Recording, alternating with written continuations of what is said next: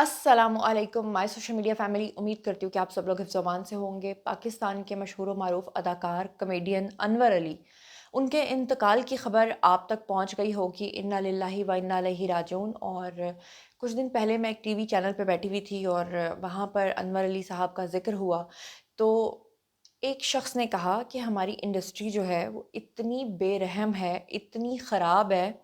कि यहाँ पर आपका कितना सीनियर से सीनियर आर्टिस्ट भी जब दुनिया से जा रहा होता है तो सब उसको तनहा छोड़ देते हैं, कोई इसका पता लेने तक नहीं चाहता। अनवर अली जो हैं, ये तवील अदालत के बाद फाइनली जो है वो दार फ़ानी से कूच कर गए हैं और काफ़ी दिनों से बीमार पड़े थे हॉस्पिटल में। यकीन कीजिएगा, इक्का दुक्का लोगों के अलावा कोई उनके पास नहीं गया। सुहेल अहमद साहब की एक तस्वीर आई थी, वो उनके पास गए और जाकर सिर्फ़ एक महज़ तस्वीर खिंचवाई और आ गए। शायद उनकी कोई मदद भी की हो, माली मदद, क्योंकि ज़ाहिर बात है आर्टिस्ट सारी ज़िंदगी काम करता है और आखिर में आकर एक तवील अदालत काटना, हॉस्पिटल्स के बिल्स देना कोई छोटी बात नहीं है। तो अनवर अली जो हैं, उनका इंतकाल कैसे हुआ? उनको कौन-सी बीमारी थी? शदीद तकलीफ़ में मुब्तला क्यों थे? उनकी पर्सनल जो इन्फॉर्मेशन है, जो शायद कोई दूसरा नहीं जानता होगा या नहीं आपको बता सकता होगा, मैं आज सारी इन्फॉर्मेशन जो है आज के वीडियो में आपको बताऊँगी और साथ ही उनकी जो बायोग्राफ़ी है, उसका भी ज़िक्र होगा। तो चलिए सबसे पहले मैं आपको बता दूँ, अनवर अली साहब जो हैं, ग़ालिबन जितना मैं उनको जानती हूँ क्योंकि उनकी फ़ैमिली के कुछ लोगों के साथ मेरा राब्ता है।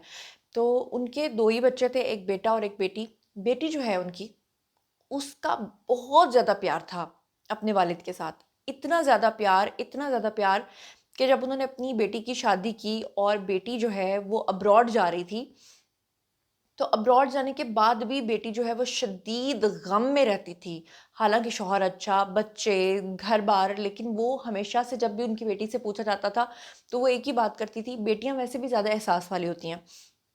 बेटी हमेशा से एक बात करती थी कि मेरे दिल में एक ख़लिश रहती है कि मैं इतनी दूर अपने वालिद से क्यों आ गई हूँ और मैं उनकी खिदमत क्यों नहीं कर पा रही और मैं उनके पास क्यों नहीं रह पा रही। अनफॉर्चुनेटली जिस वक्त अनवर अली साहब का इंतकाल हुआ, उनकी बेटी को नहीं पता था। उनकी फैमिली ने, उनके भाई ने जब इत्तला दी है, तो उसके बाद उनकी बेटी है वो वहाँ से ट्रैवल करके आई है, लेकिन उसको रास्ते में भी इस बात का पता नहीं था कि उसके वालिद का इंतकाल हो चुका है। उनके शौहर जो हैं वो इस बहाने से लेकर आए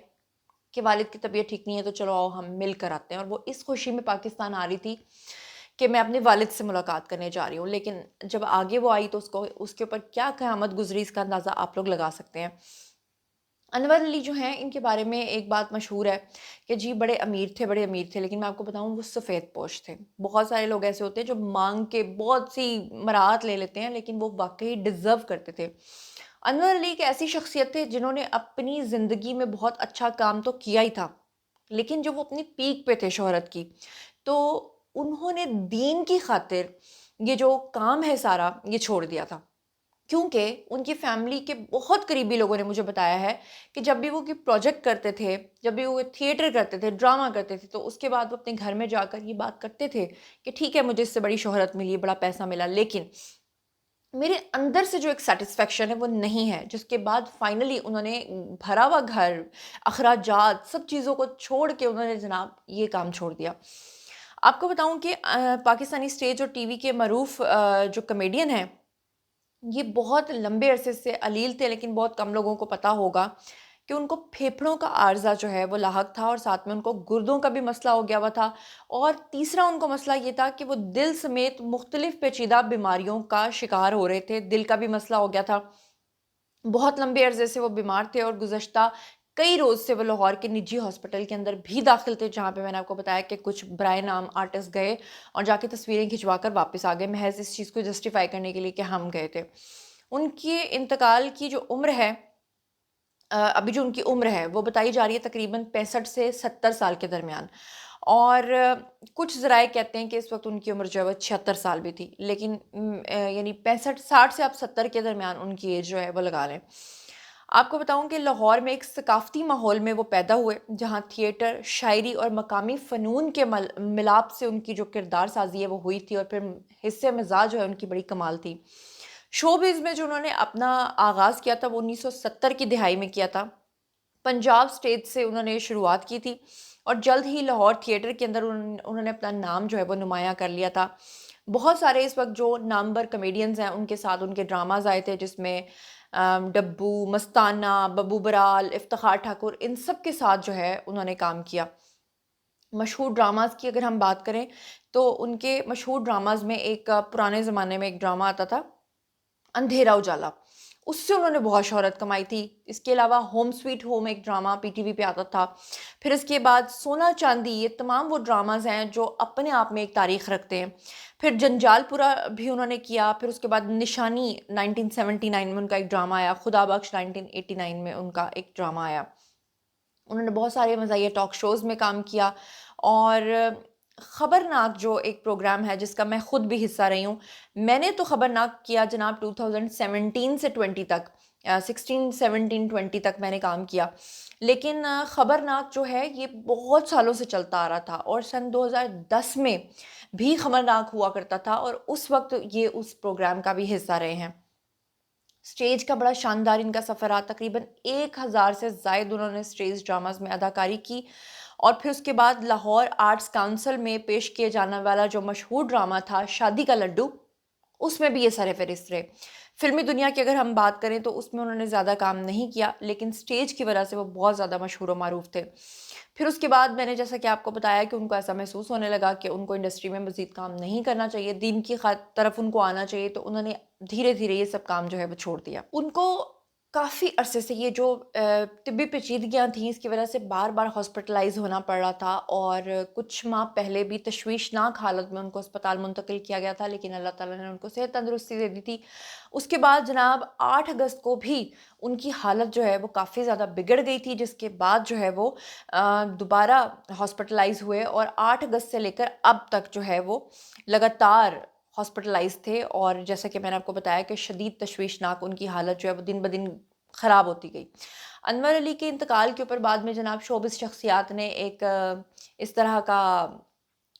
پیغام جاری کر دیا کہ بڑا دکھ ہوا ہے، لیکن میں آپ کو یہ بھی بتا دوں کہ ایک وقت ایسا بھی تھا کہ انور علی کے بغیر تھیٹر نہیں ہوتا تھا، ان کے بغیر ڈرامہ نہیں ہوتا تھا۔ ان کے گھر میں جتنے بھی بڑے بڑے آرٹسٹ ہیں وہ آتے تھے، کھانا کھاتے تھے، محفلیں جمتی تھیں، ان کے ساتھ بیٹھتے تھے، لیکن جیسے ہی دین کی خاطر انہوں نے انڈسٹری کو چھوڑا تو جیسے وہ لاوارث ہو گئے۔ ویسے تو لاوارث نہیں ہوتا، جو انسان اللہ کی خاطر کسی چیز کو چھوڑتا ہے تو اللہ اس کا حامی و ناصر ہوتا ہے، لیکن کہنے کا مقصد یہ ہے، لاوارث سے مراد یہ ہے کہ یہ جتنے بڑے بڑے دعویٰ کرتے ہیں نا کہ ہماری شوبز کی دوستیاں بڑی اچھی ہیں، بڑی دیر پائیں، یہ سب جھوٹ ہوتا ہے، یہ سب ایک ڈرامہ تھا۔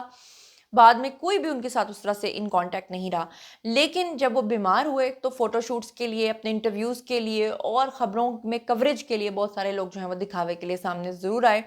اور یہ صرف ان کے ساتھ نہیں ہوا، بہت سارے لوگوں کے ساتھ یہ ہوتا ہی رہتا ہے۔ بہرحال آپ کو یہ کہہ دوں کہ قصہ مختصر یہ کہ فن کی دنیا میں وہ اپنی مثال آپ تھے، اور اچھی بات یہ ہے کہ انہوں نے دین اور دنیا دونوں کے لیے کام کیا، اور اچھی بات یہ ہے کہ بہت ٹائملی انہوں نے انڈسٹری کو چھوڑا اور وہ دین کی طرف آئے،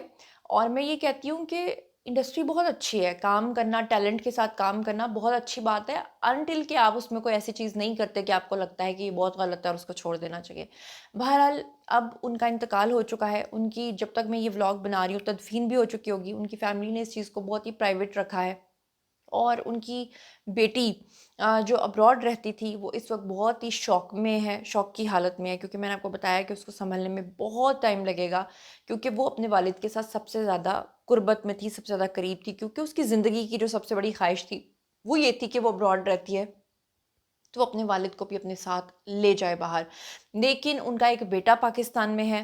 بیٹا اس کے بارے میں آپ کو بتا دوں کہ ان کا جو بیٹا ہے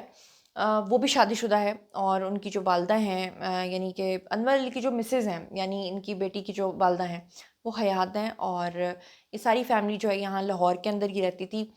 اب ان کے والد کے اس دنیا سے چلے جانے کے بعد اوبویسلی یہ لاس، اور ویسے بھی انڈسٹری کا یہ لاس، اور جتنے بھی پچھلے 4 5 سالوں میں اگر ہم دیکھیں،